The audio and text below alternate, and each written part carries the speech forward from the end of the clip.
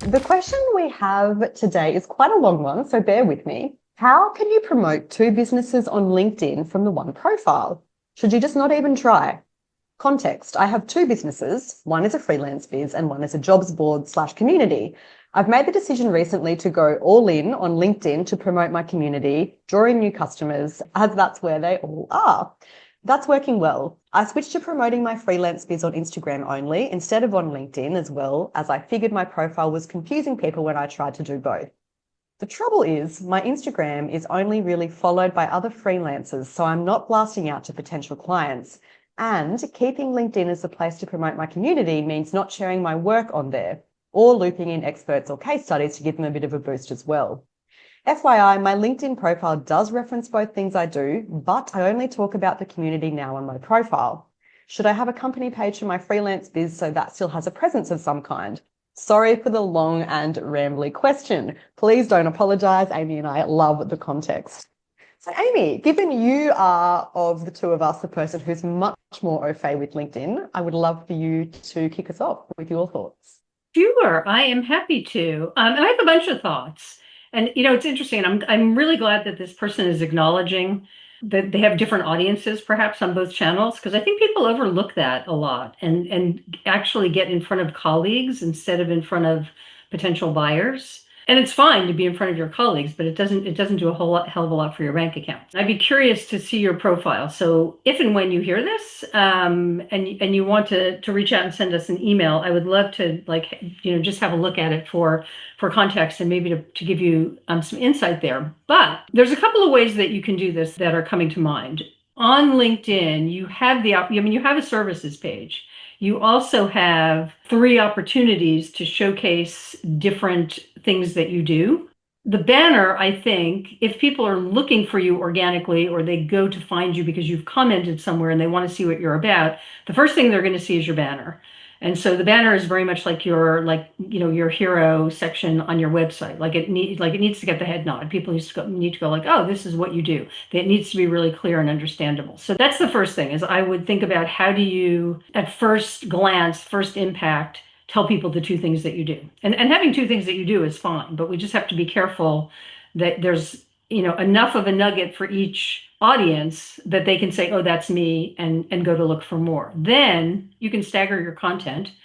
So like what you're actually posting about can be one thing or the other. I don't know how much it would be appropriate to have a combination. And if you mostly want to be promoting your community, then you can mostly talk about that. But you can, you can find ways to mention, what you also do, or like through my lens as of this, here's what I know and here's how I run my community. That may be one way to do it. The other thing is you can write content about your services as a freelancer specifically and get some traction that way. But then you have those three boxes that people see. I mean, if they're going to look at your banner and then they're going to scroll down, there's the profile, but there's also those three offers. And so, you can have a headline that, talks about the problem that the community solves. You can have a headline that talks about the problem you solve for your clients in your freelance business. And I don't know what the third thing would be. That's not really, doesn't really matter at this juncture, I don't think, for, relevant to this conversation. But I think that's how you can have two different things for two different audiences. You can also publish articles on LinkedIn that are separate from your posts. And the articles, I was going to say live in perpetuity. That may be too strong a way to put it, but what's cool about the articles, you get SEO from them for your LinkedIn profile because LinkedIn is often the first thing that comes up in a Google search for particular, or even in an AI search these days for a particular topic. And so if you have the article published on LinkedIn, you get the additional value of LinkedIn's traction. And that could be a way to lock some things in for your freelance business that could give you some more long-term benefits. So those are initial thoughts. What say you? I loved hearing your thoughts because, for the record, I have only dabbled with LinkedIn. I feel like I go through these phases where I play with it for a bit and then I forget about it. So it was really cool hearing you explain the strategy and the pieces at play that you have to leverage and the ways that this person could leverage them, to promote both businesses. And I guess, I'm worried that my initial thoughts are going to take this conversation back to a slightly different place. But I think because I don't know the ins and outs of the platform, my initial thoughts on this are more like bigger picture strategy. So I'm happy to dive in there. Okay, cool. So I mean, first of all, like I think it's a really clear, simple response to the part about, whether you should continue posting about your freelance biz on Instagram, where your followers are only other freelancers and not potential clients.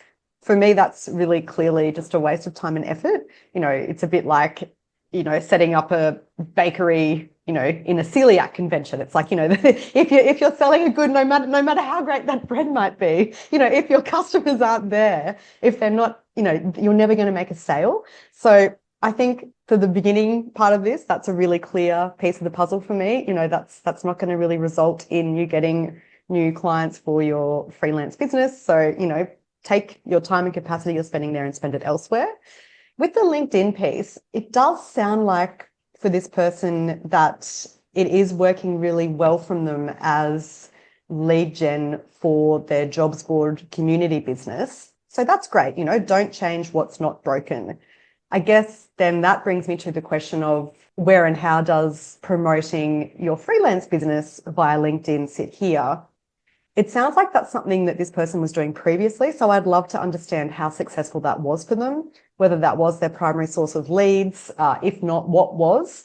Because I think at the end of the day, all social media, LinkedIn included, is simply a tool. So if it's going to help you get leads, great. Yes, you should try and find a way to leverage it. And then I think we could go into more granular strategy about the pros and cons of trying to promote both businesses on the same profile or having a separate one for each. I think it depends how interlinked those two businesses are and whether perhaps your skill and ability and reputation as a freelancer helps enhance the value of your community, for example. But those are my initial thoughts. And I'm sorry, because I know that I've taken that back a few steps. So Amy, feel free to ignore that or jump in. No, I think they're really good points. And what you're making me think is, what is the content? Like, what are you producing? Because like you can actually use the same content on both platforms, right? So like if currently on Instagram you're being followed by colleagues, and I think that's pretty common. I think that happens for a lot of people. But like my question would be like, how do you flip that? Like, what could you publish there that would be attractive to the people that you want in your community or as freelance clients? And I think the same is true for LinkedIn. And I mean, I thought about like having two separate identities on LinkedIn is like, that's a heavy lift. I mean, like really, like it's a heavy lift to do one. Do one well, I guess, as Yeah. well. Yeah. I Yeah. mean, and by heavy lift, I mean, like if you really want to generate traffic and get a following, you have to spend some time there and you have to be really deliberate. And like, and so that's a chunk of your biz dev time. Like, do you want to be doing it twice? I mean, yeah, maybe it's once and a half because you can still produce some of the same content, but you have to go in and you have to be responding to comments and you have to build followers and people look at that. That's a metric that's important. Well, most platforms, right? How many followers do you have? And it's an important metric. Sometimes if you go out and you want to be a podcast guest or you want to do other partnerships with people, they're going to look at your metrics, who's in your audience. So do you want to build two audiences? I guess you could say, well, I'm here and here, but it feels a little bit like overkill in all the ways. And your question is a really good one. Like what was happening there before? Like it sounded like if freelance clients were happening and you want those, then I don't know. I'm back to why not do both, regardless of platform, because that's sort of, I mean, you can be platform agnostic and the strategy is still the same. Like what do you think about that? Yeah, I think, yes, I mean, totally, I agree. It's, the platform is probably not the relevant piece here. It's about how do I create a presence that supports both my businesses in terms of lead gen, authority, et cetera, audience growth, like you say, so that you can pitch yourself for other opportunities and be taken more seriously. And I think the thing that resonated most with what you said there was like, do you really want to do two? Like, it's so much effort. And oh my God, yes, it would be so much effort to run two separate profiles. And I suspect I know who the person is who's asked this question, but I'm not 100% certain. So I don't want to say this as though this is, gospel or that this is, set in stone. But I think that both these businesses are probably related in that I suspect that this person's freelance business gives them authority, gives them reach, gives them visibility that's relevant for the community. So, and almost like vice versa. Like, so in that way, if that is true, I do think that's another piece of the argument towards promoting both on the same channel because there's a synergy there. So, for example, if the community is about copywriting, for example, and you are an in-demand copywriter, then for both parties, being able to see, like for your copywriting clients or prospects to be able to see that you are experienced enough, well-known enough, well-regarded enough to have your own community training other copywriters, that's a valuable piece of the sales puzzle, and vice versa. For a potential community member to see that you're an in-demand freelance copywriter, that's also a really valuable piece of the puzzle. So if that's true, I do think that that's another vote for doing both on one profile. Do you agree, Amy? I do, 100%. And I think another thing that you're making me think of is that this is a question that gets asked sometimes. Like, if I do more than one thing, does it dilute my credibility in another thing? That old cliche, like, jack of all trades, master of none. Like, does that make me show up that way? And I think it really doesn't. And I want to say this just in case anyone who's listening, as well as the person asking the question, might be thinking, but wait, like, don't I need to like stand for one thing and be one thing? I think it can be really appealing to know that somebody has a number of skills and a number of things that they do. And I'd be really curious if you agree. I think it tends to say something really good about you. I don't think that you need to be the expert in one thing to be perceived as the expert. I think it adds like dimension and it adds interest and it adds to people thinking that you're just very capable. And I wondered about that at first, like back in my early days of doing, multiple things, like, ooh, should I not let people know that? Because maybe it makes me look like, I'm only half baked in all of them instead of fully baked in both. So what's your take? I have a take, but can I ask you a question first? Yeah, of Because I course. feel like this may help illustrate my point. I'm curious, like, of all the skills and different pieces that you had, was there a common thread between them all? Something that connected them? Yeah. Yeah, and there was, but I would say there were times when that wasn't immediately obvious, perhaps, Mm. but I could amplify that and point that out, like why this experience over here makes me more qualified to understand this or do this or be proficient in this. So yes, it helps, but I also, and I don't know where you're going, but I'll just say this one thing in case maybe I'm reading your mind a little. I also don't think it hurts if you do two wildly different things, unless like one really detracts from the other. And I'm not sure how that would be, but I mean, it's so funny because like people that I work with that are like a freelancer, a copywriter, a designer, but they're also a musician or something else Mm. that doesn't necessarily like you wouldn't hide the same client base or the same anything really for those two businesses, but there are things about those disciplines that serve one another. Do you know what I'm saying? Yes. Yes, So I think they're actually so complementary. Like, I think to be someone who's writing copy and also a musician, for example, or designing and also a musician, there's that thread of creativity and connecting with people through some sort of medium, words, pictures, notes on a page. So I think there is actually a really nice synergy there. So yeah, it's great. I feel like we're on the same page. Thank you for answering my question because I was going to say I completely agree.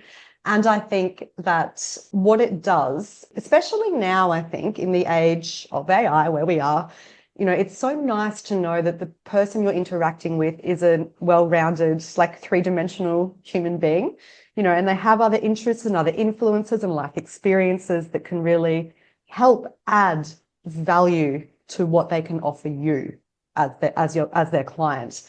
I think the thing that I would caution about is just to be cognizant of the way you position these different interests. That when done well, it does all of these things we're talking about, right? It helps someone see this really well-rounded, like value bundle that they're getting of skills and experiences, But I think if it's not done well and it does look bits and piecey, and when I say this, I'm thinking of more like someone who perhaps is newer to business and is like, I can write your emails, but I can also do this for you and that for you. And there's no like substance behind it. I think that is when you're wandering into jack of all trade territory.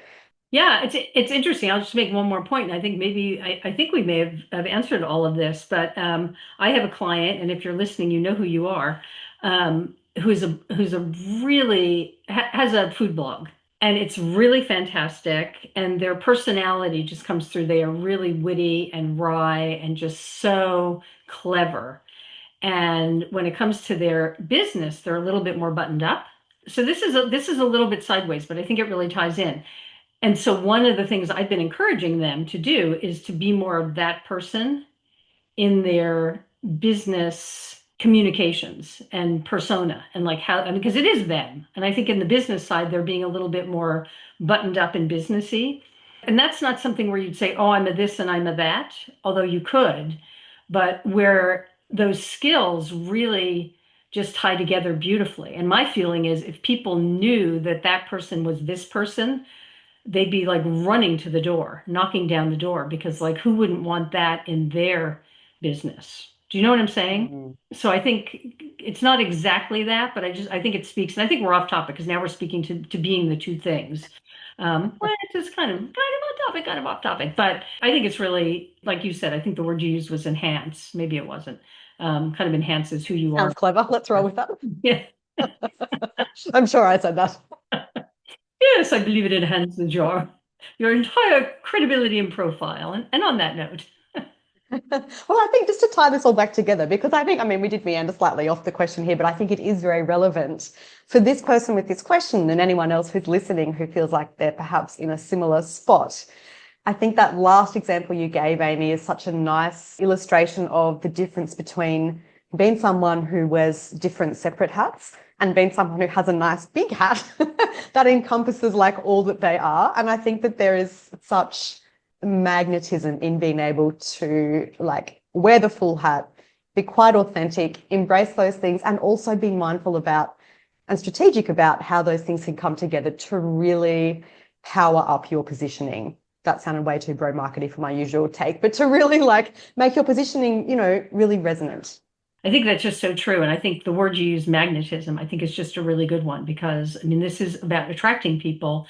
And all of these things are sort of ways that you can connect with someone and ways that you can choose them. And it comes down to like, you know, what's unique about you, what's different about you. And it isn't always like, you know, your offers or what you do or how, like very often it can be who you are and how you do it in so many ways. So I think that that's really important to pay attention to. So I love that you brought that up. And I think, well, I'm just going to say, I think it's one of the great things about you. I think like you bring that real magnetism, you know, in the way that you write and the way that you're, you know, accessible and talk about your, you know, your life and use examples from your life to like, it's very you. And you get this sense of like this dimensionality of the person, which I think makes you feel more connected, especially in the digital world, right? I mean, you know, you're not eyeball to eyeball with people. And so like that's the flavor, that's where you get the flavor, right? Yeah, that's right. Well, thank you, P-Dog. I feel very chuffed with myself. So on that note, though, of Kirsty and you know who she is and what she can deliver, take her assessment, and you can pinpoint. I mean, it's a perfect fit your communication style and get personalized insight on where you excel and where you can improve, and like some strategies that you can try right away, which I think you know ties perfectly into what we're talking about today. So hop over to KirstyPatton.com and check it out. And well, likewise, I mean, Amy, your newsletter is full of like really practical insights, I feel. And I'm sure that you have written before about LinkedIn and about positioning. In fact, I know you have. So I would also encourage you, if you're listening and if this episode has really resonated with you, join Amy's newsletter and get weekly insights on how to build and grow a sustainable business that fuels your coffers and feeds your soul. So head to amyposner.com. And if you have a question for us to dive into on a future episode, head on over to businessbadass.co and you'll find a question submission form waiting for you there. Thanks. Catch you next time.